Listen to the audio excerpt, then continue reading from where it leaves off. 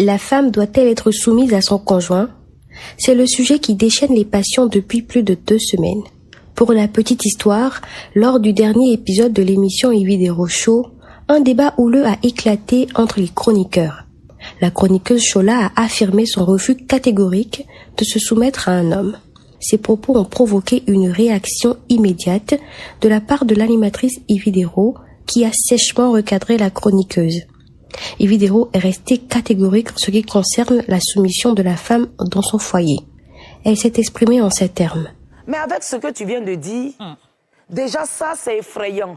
Aujourd'hui, on a des femmes qui tiennent tête à leur mari, à leur chéri, mais de façon vulgaire. C'est de la vulgarité. Une femme qui ne respecte pas son homme est une femme vulgaire. Cette réponse de l'animatrice n'a pas fait l'unanimité. Les personnes qui ne partagent pas son avis ont vivement réagi sur les réseaux sociaux. Angela Kpeja, porte-voix des victimes de harcèlement au Bénin, s'est également indignée. Je voudrais que définitivement vous me rabattiez votre caquette. Parce que ce n'est pas du tout normal. C'est honteux pour une femme. Parce que je dois vous apprendre que si aujourd'hui vous arrivez à parler à votre époux de blanc, la langue française, dans la langue française, c'est bien à cause de ces féministes qui se sont battues. Le sujet revient de façon récurrente dans les débats. Il divise l'opinion entre 2 courants, d'un côté les féministes et en face les conservateurs. Ces derniers citent le plus souvent les livres saints et les traditions africaines.